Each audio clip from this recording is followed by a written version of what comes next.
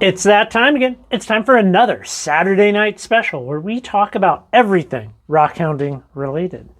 Well, it is not Saturday though, it is Sunday. I am a day late with this, but I have two good excuses.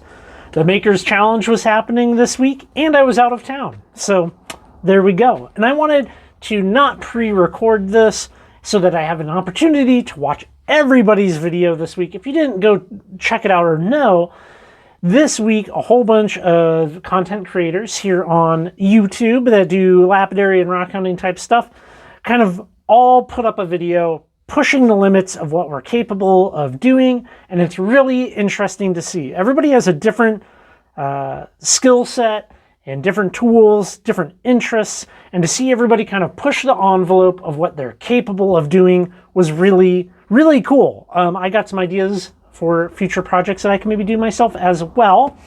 My project was my bird bath, my red marble bird bath, which I learned a lot about working on a larger scale. I mean, a lot of lapidary is two-dimensional-ish. You know, we work at these flat planes, right?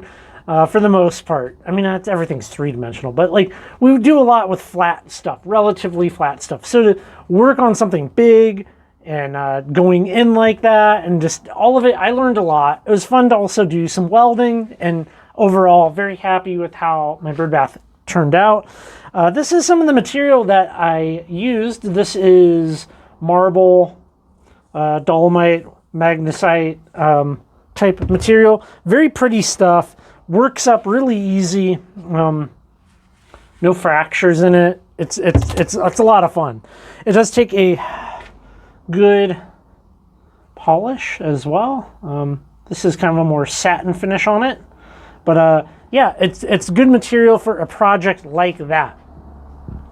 There's two projects that happened that I thought were really exceptionally good that I learned a lot from watching them. Not to exclude anybody, but Theo's chess set I thought was really interesting because that is so here's the thing. I have a list on my phone of project ideas, and the chess set was on it. Okay, and I'm glad he did it because watching him do it, I now know that I would not be good at that.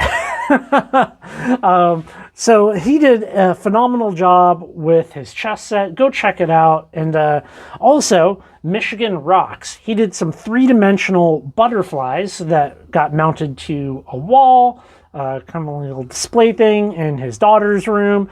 Great project, very challenging project, and I think overall I learned a lot from watching both of those videos, and it was great. It was great. What can I say? I'm looking forward to next year's Makers Challenge. I'm already thinking of some of the things that I could do myself. Man, I was out of town. Most of this end of this week, and it was great. Let me tell you, we did a bunch of rockhounding. Back there behind you, you can't see it. Basically, every flat surface here in the shop has rocks and fossils and things and such on it, and it was a lot of fun going out and having a first kind of bigger trip of the year. A lot of material to process down. Everything that I have is currently covered in mud and dirt.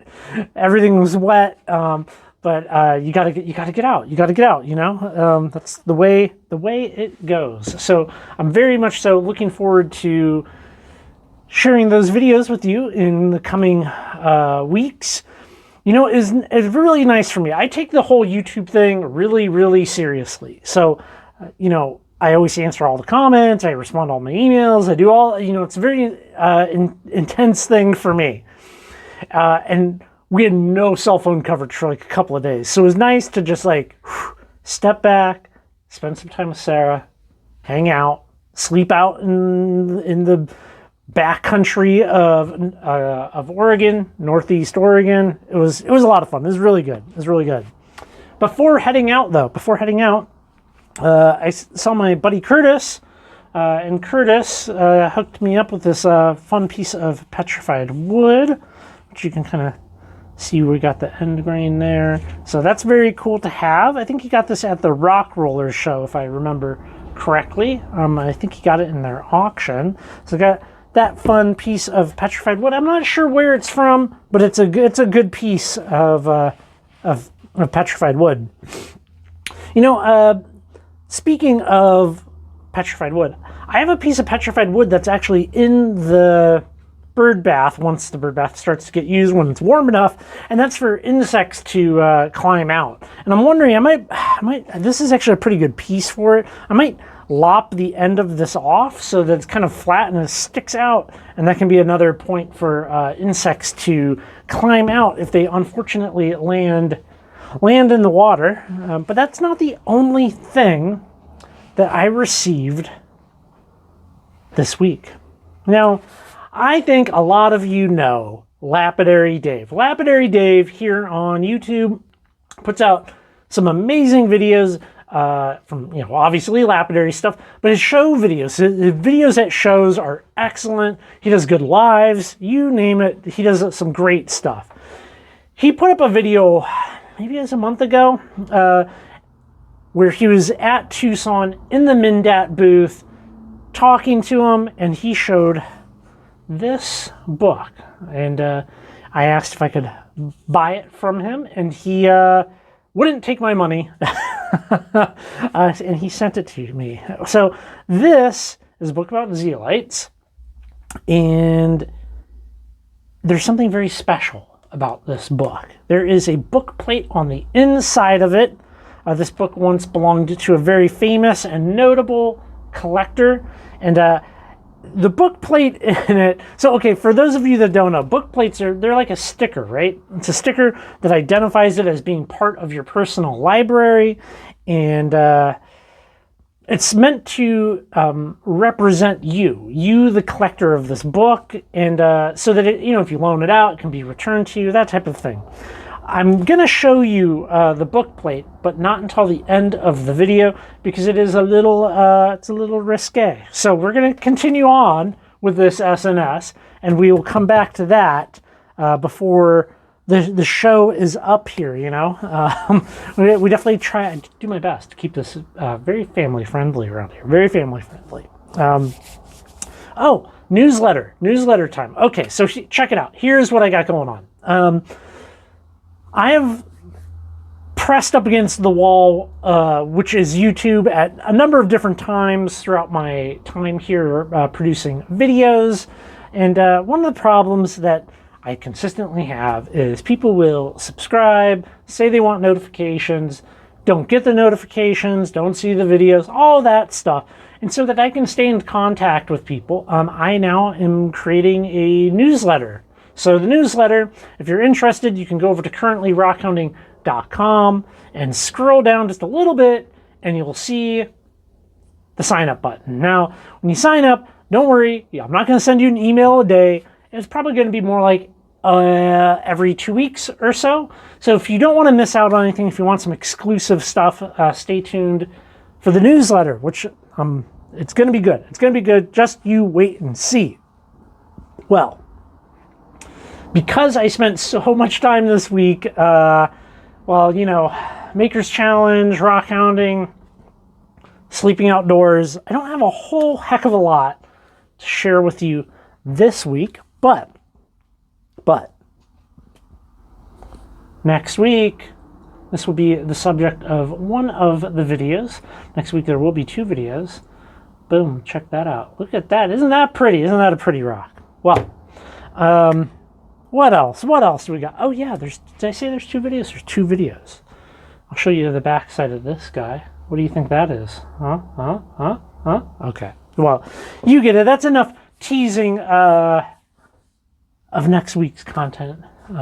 Hope you guys had a fantastic week. And for those of you who are still here and want to see the book plate and hear about the owner of this book, thank you. If you have little ones in the room, now is the time to give them the boot and send them out, or otherwise I will see you guys on the next video. Okay, so this book belonged to the Rock Currier. Rock Currier very legendary and notable collector of minerals. And man, I could not do him justice to try to summarize his collecting career. Well, a book about zeolites is right up my alley. A piece of rock mineral collecting ephemera is also right up my alley.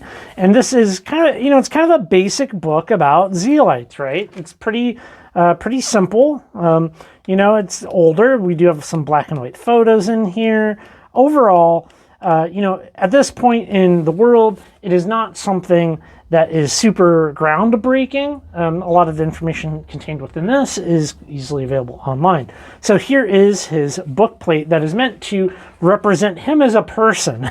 Yeah, so you can kind of see there he is, and this is book 364 out of his personal library. Not exactly the imagery that I would choose to represent myself, but to each their own, I guess. To each their own.